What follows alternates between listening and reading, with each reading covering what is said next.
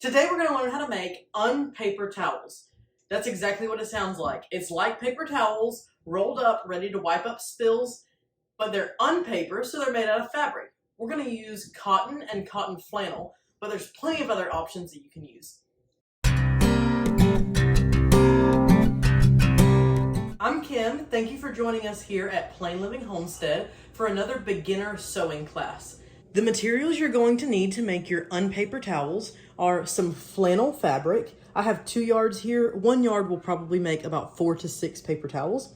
You need some regular cotton fabric. You can do quilting cotton. I have some cheaper broadcloth. You could also do a second layer of flannel. You're going to need a plastic snap kit with both the snaps and the tool. You need a ruler, a rotary cutter or a pair of scissors, a point turner. I'll link this down below if you don't have one. Something to mark your fabric with. And I like to have snips just to trim all of my threads nice and neat. You can, of course, use your scissors for that. And then some sewing pins or quilting clips. Okay, we're going to make 12-inch squares. So the first thing I'm going to do is take my fabric and I'm going to fold it up so that this bottom fold lines up perfectly with this straight line at the bottom of the selvage, so I know everything is nice and aligned. If your edge here is wonky or if it doesn't line up, go ahead and trim that off so that you have a nice straight edge. And then I'm going to measure over from that edge 12 inches. And I like to mark on both sides of my ruler because that helps me get a nice straight line. And then I'm going to line the ruler up. I can take one of these lines and line it up with the fold. And then I can make sure that the edge of my ruler here hits both of those lines that I marked. And if you're going to use scissors, go ahead and mark this line so you can cut on it. If you're using a rotary cutter, just hold your ruler still and cut along that.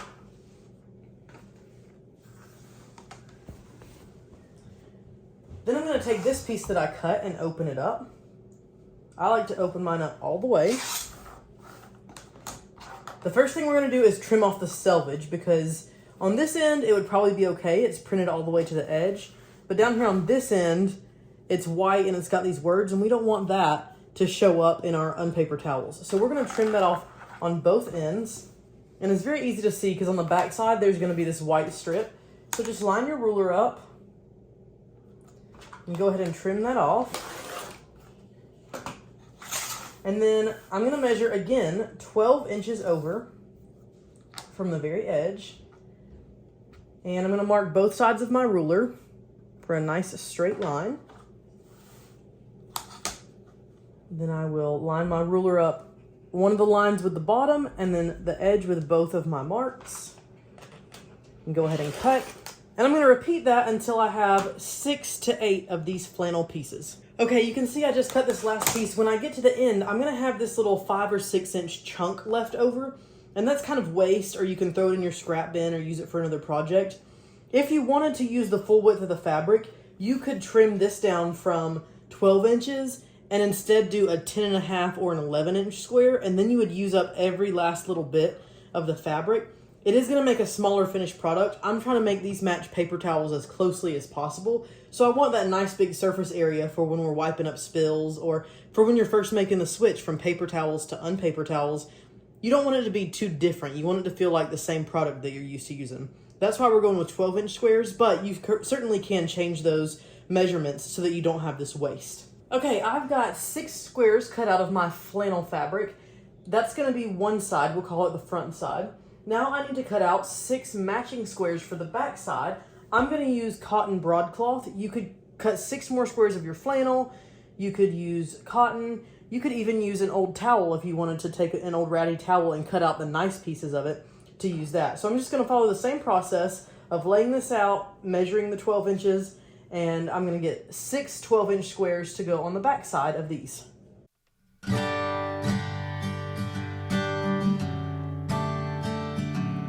Okay, now I've got 6 12-inch squares of cotton and 6 12-inch squares of flannel. I'm going to grab my quilting clips and we're going to start layering up our towels so that they're ready to sew. I want to take a piece of flannel and I want to put it with my pretty sides up. And then I want to take a piece of my cotton and I'm going to place it pretty sides down. Now, if you're using a solid color, that's not really going to matter, but if you had some sort of print on this fabric, you would want to make sure that the print was touching the print on your bottom piece so that we are sewing this inside out. So I'm going to lay this on here, line up all the edges. I'm going to clip that in place.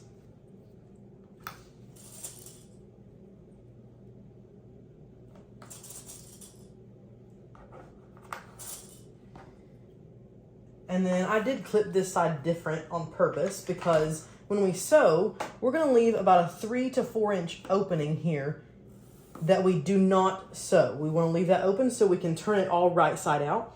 So you're going to start on either end here, back stitch, and we're going to sew all 4 sides and come back and back stitch. And remember, when we get to the corners, we're going to put our needle all the way down so that we can pivot our fabric without anything shifting on us, and then continue sewing. You can use pins here as well. I like clips because they're a little bit faster for me. But let's go ahead and get all of our pieces layered together and pinned in place, and then we'll take it to the sewing machine.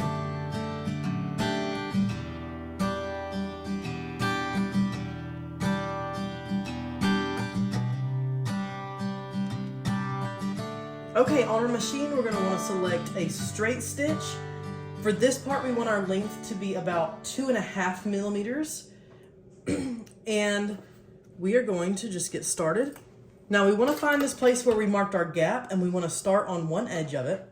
So I'm going to get that under the presser foot, and I'm going to line my needle up right with that line, lower my presser foot, and I want to take about 3 stitches and then 3 back stitches just to lock that in place, because we're going to be tugging on that seam quite a bit when we turn this right side out. And I'm going to use about a 1/4 inch seam allowance. So it's easy to line the edge of the fabric up with the edge of your presser foot here, and that usually is roughly 1/4 inch, and that way you don't have to pay too close of attention to any measurements.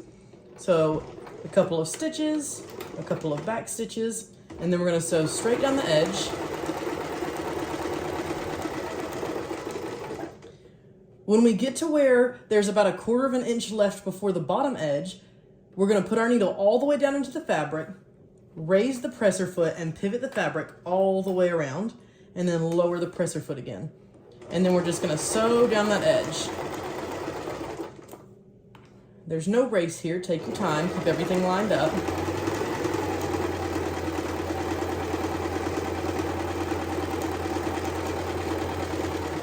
And as you approach this bottom edge again, slow down and stop when you're about 1/4 inch from the bottom.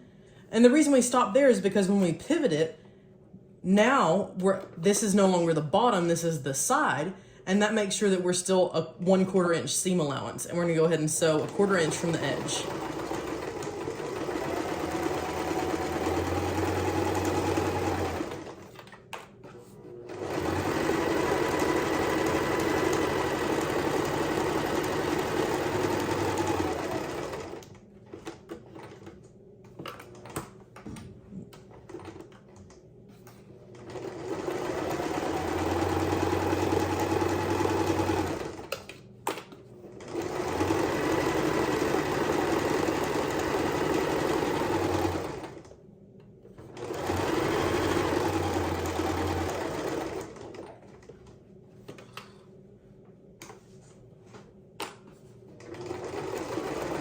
And as we approach our marking here for our opening, we are going to try to stop sewing right where our marking was and then back stitch a few stitches.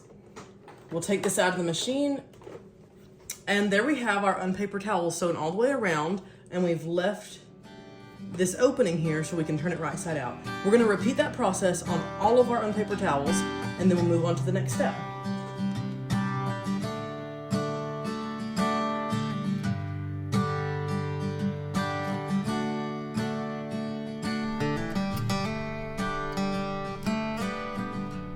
Now you should have all of your unpaper towels sewn together. And before we turn them, we want to go through and make sure we trim off all of the excess threads. I absolutely love these little thread snippers. They just cost a couple of bucks. I'll link them down below. Little is much when it comes to sewing tools because these are so much easier to use than your big clunky fabric scissors.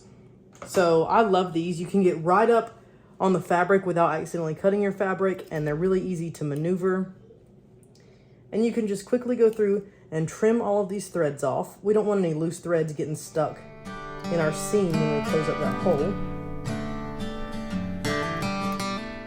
Okay, once we've got all of our threads trimmed, then we need to go and we need to cut these corners off diagonally so that we can reduce the bulk, because when we turn it inside out, all of this extra fabric is gonna have to fit on the inside of this corner right here. So we'll take our snips or scissors and cut very close to our point there and just cut a little triangle off.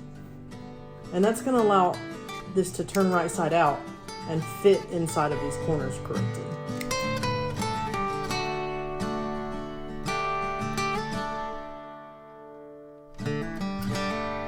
Now that we've got all of our thread trimmed off and we've got all of our corners clipped, we need to actually turn these right side out. So the place where there's no stitches, we're gonna take that and we're gonna stick a thumb up inside of there. And what I like to do is take my thumb and push it all the way up into the corner, and then put one of my other fingers there to pinch it, and then roll the fabric down over those fingers to push the corner back out. And then I'll do it again. I'll take my thumb and I'll stick it up in there to the next corner, and I'll turn all of those corners out first. It just makes it a little bit easier to get everything pulled through in a nice, neat corner. And then once you've got all those corners started, you can grab one of them and turn the whole thing right side out. Then if you left your hole big enough, you can actually stick your hand up in there and push out all the corners and seams. You'll want to kind of tug on each corner to make sure it's all pulled nice. But you'll see, even though we did poke out our corners, it's not really crisp and some of the fabric is still stuck down in there. And that's where we're going to use our point turner. So we're going to take this, we're going to put it through the hole. And then I like to actually start down here a little bit on the seam and run my point turner up the seam to gently push all of that fabric up to the point. And then you can run it along this other seam as well. And now you see, I've got this nice crisp corner here that's gonna give a really nice, neat, clean, finished product. And I'm gonna do that to all of the corners. Let me show you one more time. I'm gonna stick this in the hole, and I'm gonna start about 1.5 inches or 2 inches away from the corner and start, I've got the point, or the tip of my point turner pushed up against the seam, and slowly start rolling that fabric up to the corner. And then I'll start down here on this side seam and push that up as well. Gently push that out.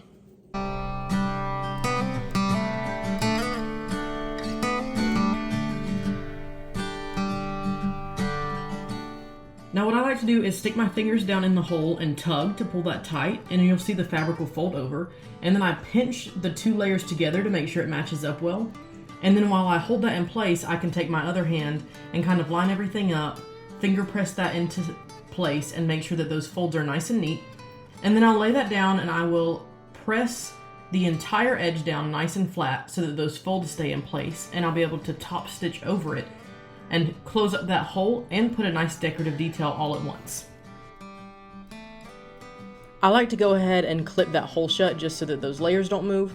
And then on the remaining 3 sides, you can take your fingers and feel the seam allowance up inside of there and gently roll it towards the outside of the towel. And that'll make sure that the threads where you sewed your seam are pushed all the way out to the edge. And then when you press it, you won't have any fabric tucked in. So just roll those edges out into place, iron them down nice and crisp, and go ahead and do all of your towels so that everything is prepared to top stitch.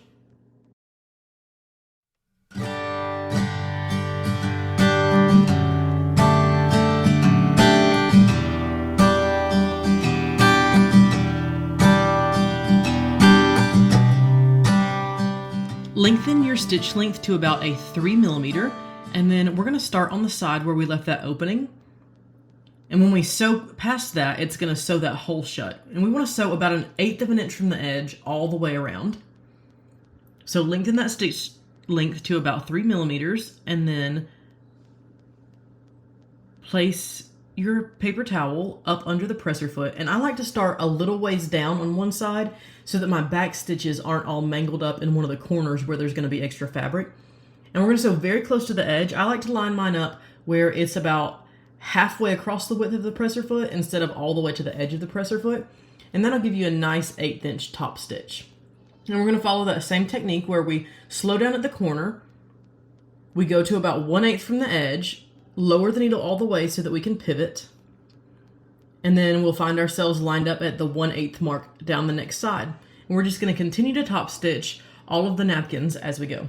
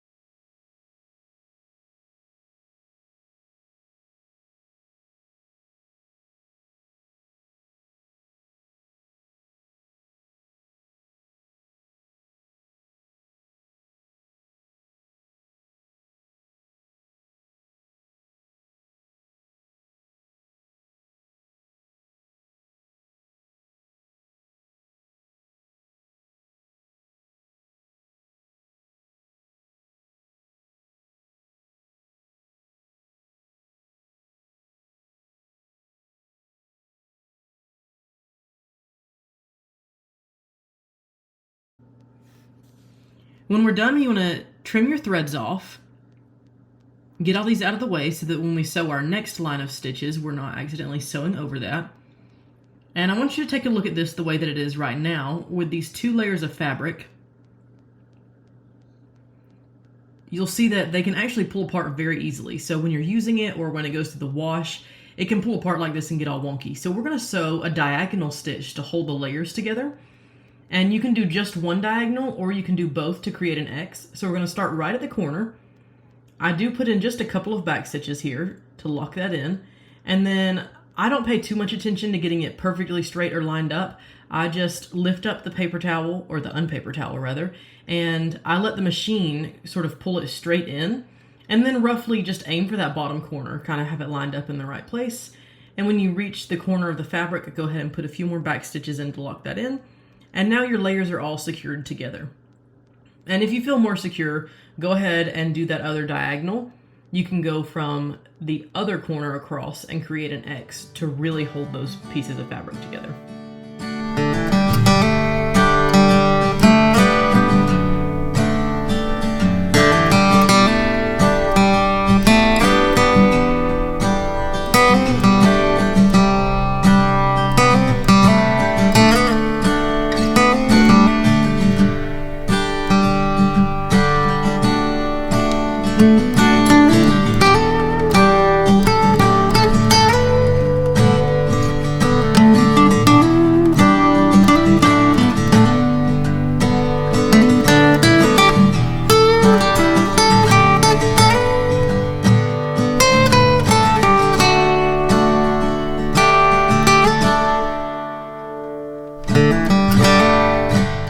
Now we want to go back and make sure that all of our threads are trimmed really well. We want these to be trimmed completely flat against the fabric. It definitely makes your product look so much nicer when you trim your threads well and don't leave that tiny little tail sticking out. So go through all of them and trim all these off.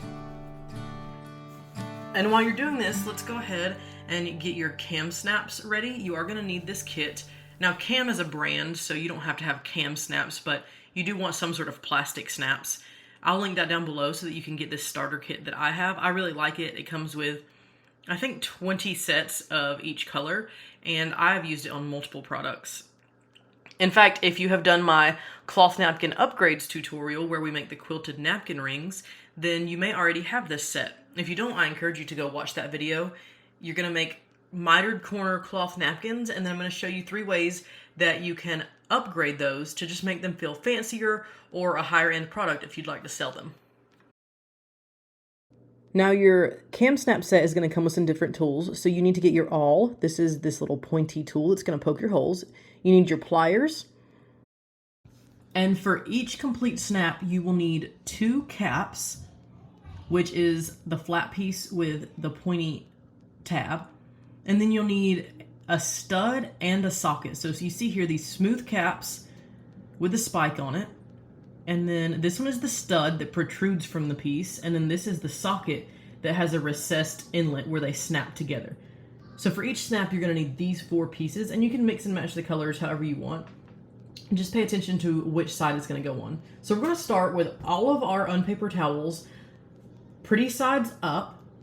You'll see here that all of mine are layered pretty sides up. And then we're going to go down the right side and we're going to install the stud piece on the right side. We're going to go about 1/4 inch over and 1/4 inch down from each corner. And then poke a hole with your awl.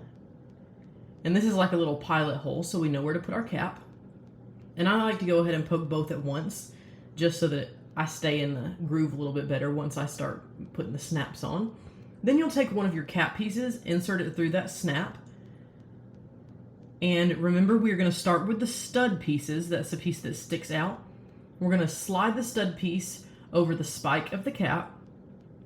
And for me, it helps if I put my thumb on the back and then use my 2 fingers to hold the cap on the other side.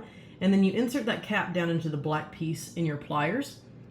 Line it up and then just press firmly, and that will crimp that spike into place to hold the snap together. And then we're going to repeat that on the other corner. Put in the cap, hold it in place, put the stud over it, and then again press firmly, and there we have our snaps. We're going to set that one aside, and we're going to go to the next one in our stack, and on the right side we're going to install the studs.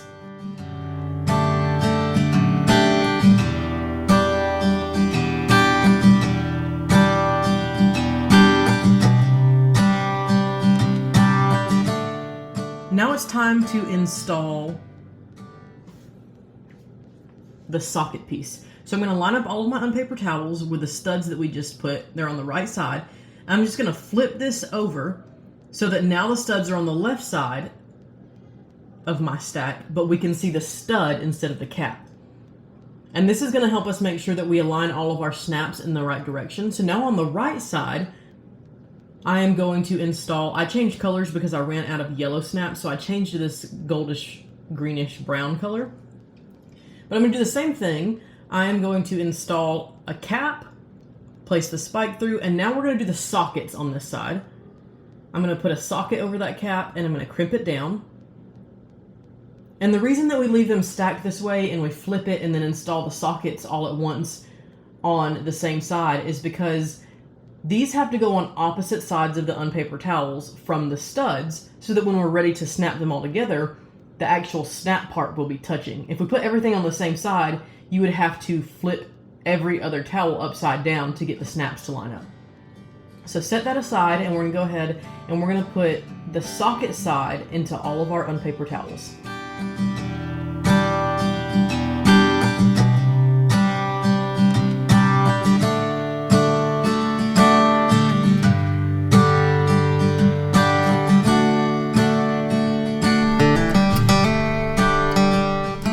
Now we're going to lay them out and snap them all together so that you can understand what I mean about making sure we put the studs on the opposite side from the sockets. So you'll lay out one where the socket side is on the right, and then you'll take the stud side of the next one and snap it in, and you'll see that they all face the same direction. So we're just going to continue to lay these out and snap them together so the pretty sides are all facing up. And if you did the same fabric on both sides, this won't really matter that much, other than you just need to align the snaps in the correct places.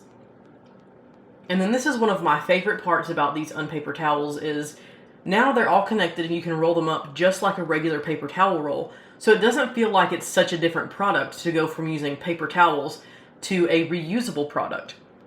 So we're just going to lay these all flat and then just start rolling them up where they would slide onto a paper towel holder. I love using unpaper towels because they are budget friendly. Instead of just buying paper towels, using them once and throwing them away, now you have something that you can buy and make once and reuse it over and over and over again. And it really doesn't even add any extra laundry because you can throw these in with almost any load of laundry and not take up extra space.